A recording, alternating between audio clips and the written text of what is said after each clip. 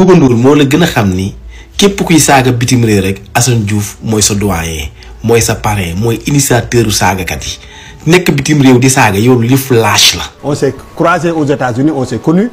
J'ai subi les foudres de Assane Diouf pendant des années. sama yaay sama pap yàlla na ko yaroo yërëm. Jom mi amul heure xam naa Assane Diouf ba nu ko woowee téléphone ni ko dañ la invité jàkkaarloo ci instant bi la woo Barthélémy Dias ni ko frère il faut tailleur bi ñawal ma yëre bu bees quoi xam naa Assane dem ci coiffeur bi wat barbe bi xam naa juróom Assane sangu na ci 5 fois ci journée bi saa bu sangoo génn rek ni noo setu ma daal di duggaat parce que day bañ bu demee ci émission bi patriote yi naan dafa niroog tuxkatu boon te yow xam nga Assane doo tuxkatu boon ah. wala da nga mas a toog ni yow tuxkatu bon nga parce que ko wax yow ma soo ko wax oui yow doo tuxkatu bon nag ay at ci ginnaaw Walfadjri dafa invité woon Assane Diouf ci émission Pencco ca landi ba Ndoye Bane toog ci émission xalaas naan dafa am télé yoo xam ni dañu ñàkk xorom ñàkk programme te moom Walfadjri la nekk de moom Ndoye Bane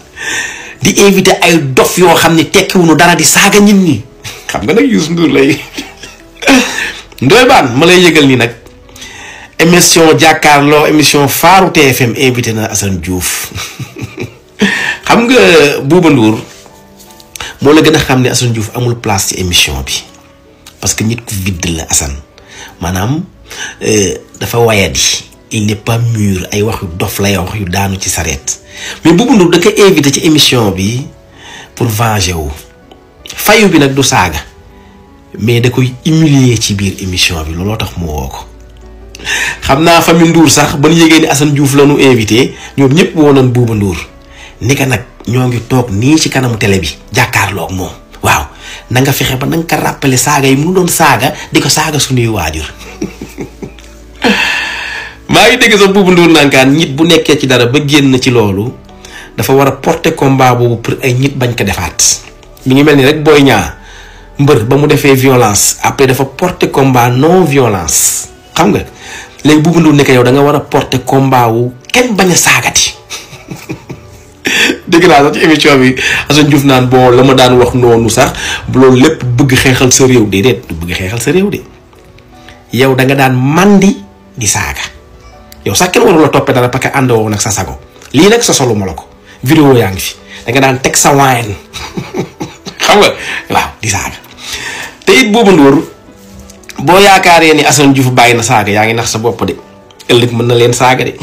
waaw leer laa leen wax instant bi da ngeen bokk combat xeex Sonko rek waaw mais ëllëg mën na ca dellu gis nga sax ci biir émission bi mu naan laan ñoo ànd nga naan kan non àndunu de xam nga Assane Diouf dof la day toj kaas dinaa la Assane Diouf moom ndeysaan dafa bëgg ñite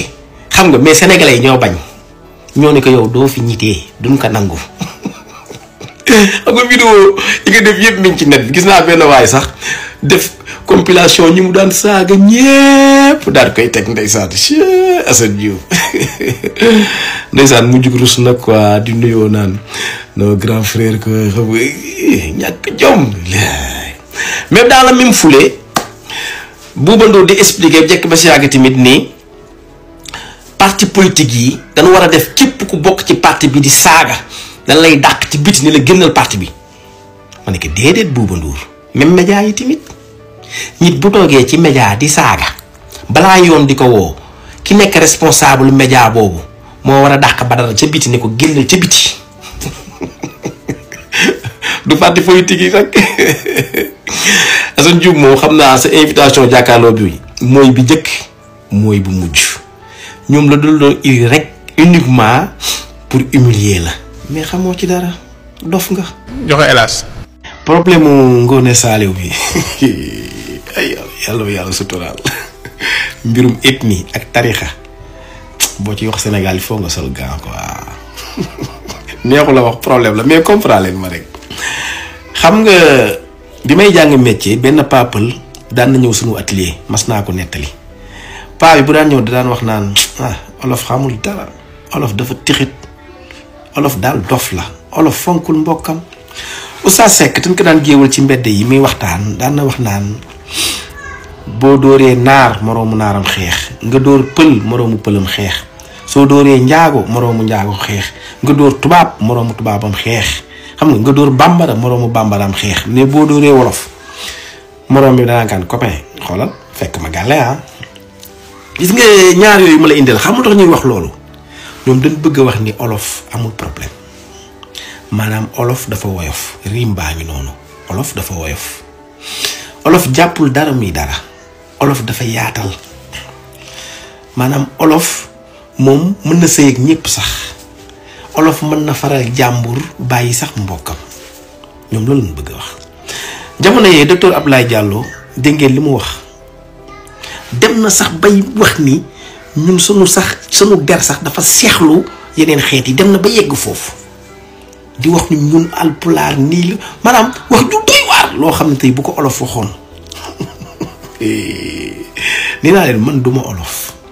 gis naa sax ci benn plateau benn waaye di wax naan sama maam waxoon na ma olof baaxul waaye gëm naa ko naan olof ñooy tas Sénégal olof ñooy jaxase nit ñi olof ñoom ñooy wuññu suturu nit ñi lu na mu wax ko mais gisoo benn olof réagir xam nga Ngoné Saliou li mu wax man mën naa ko comprendre c'est que wax moo yombul dafa juum ci ni mu waxee mais amul intention wax ci ethnie wala ci ay alpulaar déedéet même ñi koy porte plainte sax xam nañ ni moom waxul ci ethnie ak alpulaar c'est que jigéen ñu bari mënuñu wax balaa ngaa xam nga dugg ci live TikTok yi nga xool xam nga mais Ngoné Saliou dafa bëgg a wax genre nit tipu nit la bëgg a wax nit ki xam nga maanaam Macky Sall tipu nit genre boobu baadoolo la loolu la wax mais waxul fële ngeen ko jëme dafa juum rek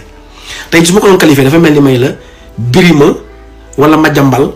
ak Macky Sall ñooñu ay baadoolo lan wax yooyu quoi tey Birima boo ko yóbboon palais li Macky Sall doon def lay def Madiambal boo ko defoon président yóbbu ko palais pratique yi Macky Sall doon def noonu lay def ñoo yem moo tax muy type loolu la waroon wax xeet yooyu xeetu personne yooyu la bëgg a wax mais wax ji nag dañ ko xaaj ñaar dafa am ñoo xam ni ñoom danoo bañ Ousmane Sonko xam ni Ngoné Saliou day soutenir projet bi ñoom ñu politiser ko beneen xaaj bi ñoom dañ ko def pour glorifier seen bopp gisoo sax Serigne Omarien bi na mu waxee nee na ñi gën ci Sénégal tagg na kilifa diine yi fii feeñ Sénégal dina ay alpulaar lan waaye léegi ñi gën ci Sénégal bu ñu nekkee alpulaar ça veut dire dafa bëgg a wax ni alpulaar yi ñoo gën ci Sénégal ñoo gën xeet yépp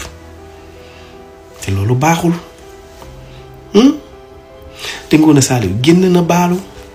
waaye yéen ñi gën ci Sénégal ba ñu kilifa diine yi sax ay alpulaar lan kon yéen a gën ci Sénégal waaye nit ki kon xanaa bu leen baalee ñi gën war lan mën a baale yow ma ngeen baale de di ngeen dem ba mbëkk mbir bi di ngeen ko yóbbu ci yoon de yéen a gën da ngeen war a baale lii du dara lii billaay wallaay taalaay yéen a koy garaawal nii di ko politiser ak di ci indi mbirum xeet ak yooyu fay leen wax ji joxe hélas